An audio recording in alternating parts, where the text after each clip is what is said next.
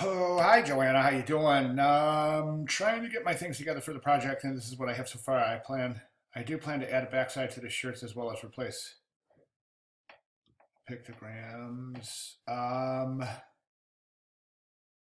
Okay, so that's cool. Input because it's looking like a jumbled mess. Hey Joanna, I agree. I agree. It is. It's looking like a jumbled mess, and I know why. I know exactly why, and I'll tell you why. There, there's a couple of things that I've been mentioning throughout the weeks that I guess maybe taken as individual comments could possibly just be construed as, okay, that's a personal preference. But, and perhaps I should have prefaced it because I don't make comments towards personal preference ever when I'm critiquing. It's what works and what doesn't. And I can guarantee you I'll be 100% objective when I look at your work. That said, if you go back to week two and you round up and corral all the comments that I made in the videos and writing and apply them all to this piece, I think you'll see an improvement. And that's what I mean about sometimes, sometimes in the online environment, it's difficult because you don't have somebody in your face saying, okay, this is this and this is this is this. Okay. In the online environment, it's a little bit different. I mean, I try to get students to make their own decisions and to arrive at their own conclusions themselves. I don't, in classroom setting, it's really easy to say, do it like this because, in online, I like to say, okay, this isn't working because, and then you take it from there. Because I think that more emulates a studio setting and it will prepare you much, much better for, that approach will prepare you better, I think, for a career in design because it mimics the real world so well. So, so in other words, in a real world, you'll get your spec sheet for this. I'm a CD. I'm sitting here in my office. I got a bunch of designers out there, and I have appointments all day long with one of my designers. Comes in and gives me a progress report on project, and I don't say, well, you need to do this, and you need to do this, and you need. I'd say, here's your spec sheet. Okay, this is what I want it to say. This is what I want it to do. Okay, that's all I'll say. And I'm going to come back. It comes back a week later. Um, I expect the designer to really, really take some incentive and really, really push this thing in terms of um, giving the project a voice. Okay, so in the real world setting, like I was saying at my studio here, I don't bring a designer into my office and sit them down and say, okay, show me what you have. This is what I want you to do. But that's not true because I do sometimes. But quite often it's more like, um, this is what I've done based on my decisions were this and this and this. And I will say, okay, either it makes sense or it doesn't make sense. And we need to address it. I don't say, well, no, you need to use a sans serif font here, and you need to do a sans serif font. That you know what I mean. So that's why I'm saying in a long and winded and convoluted way that the online environment is so much different. So a long-winded apology. Sorry about that. Anyway, so we have 2022. This type here, I can almost swear on it. It's been stretched.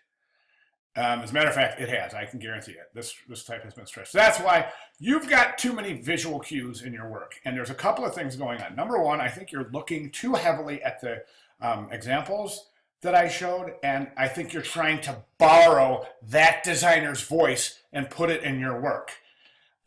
So that's why sometimes it's not, you need to get your own style and do your own thing. Okay, for this first page, for example, okay, that there's too much competition going on. That type has been stretched. Okay, this has let me see, how can I zoom in on this so you'll see it? Okay, you see these marks right here? Those are some kind of watermark on that Olympic symbol. So, or I don't know if you did that or what, but it's kind of crystallizing. It's fragmenting those circles, and it's really, really destroying that logo. And that's why we see a bunch of jagged little lines here. And that again is adding to the visual tension. So you have the stretch type, the funny circles. You have the filters, the cutout filters on all your images.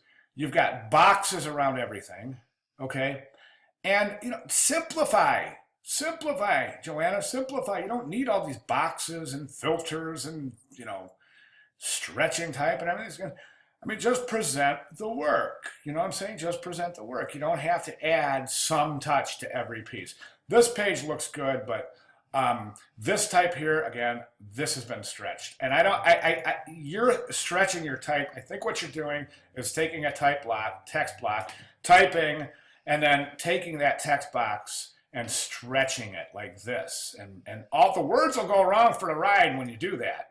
Okay, so whenever you have a text box, okay, and your text is in it, all right, and you need to change the size, you need to either do so manually by doing a scale change, or if you're going to drag the change, you have your corner here, you need to hold the shift command. You see right now how that rectangle is being constrained?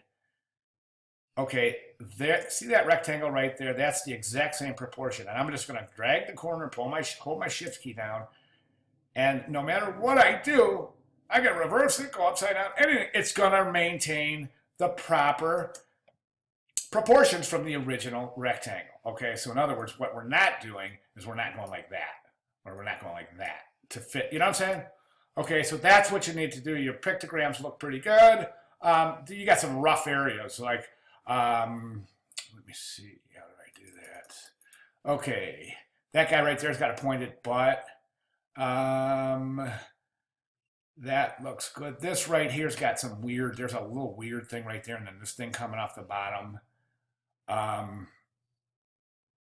This, dang it, sometimes I just don't like Adobe at all. This is a mess right here. Look, you got all these converging lines in that, and then you got the point there coming to that square. This guy looks kind of clumsy. He needs hockey. Hockey is a very, very graceful sport. And then she's got this point over here, and then a box over here. So, and then what I need you to do is I need you to label your pictograms so that we can see what sport they are. This looks good. I don't know what that is. Is that a UPC? And then again, you have all of these different things going on. Like okay, for instance, this page here, I don't know if maybe that's been stretched or not, but that looks really, really harsh. That's too big, and it's just the type, you should be drawing attention to your work, not the big giant type. See what I'm saying? Okay, this right here, you've got this, you got your shirt, then you got a box around it, then you have a box behind it, then you have another box here, another box here, and it's not all these boxes. Why do you have all these boxes? You don't need all these boxes. Okay, and then over here, evolution of the logo. I mean, I guess that's okay, but I don't know what this is. You're just showing an airplane there. I have no idea why that's even there. And then over here, these are low-res images. You can't use those. They look horrible. And then here, again, everything in boxes. And this giant type over here, you've got a one column type. Here, you got a 2-column type spread. Different typefaces, different typefaces. These are all different typefaces. So you're mixing, I mean, I bet you got 8 or 9 different typefaces in this presentation. Cut it down to 2, tops 3. Low resolution image, low resolution image.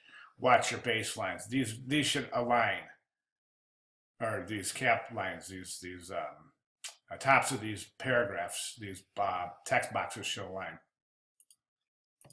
Okay, so I mean that's what I have. I'm just seeing, like I said, I think one of the most important things I think I'm seeing is the fact that you're trying to use what they did in those presentations. Well, you don't have to do that. So, all right, if you have any questions, get with me. Thanks.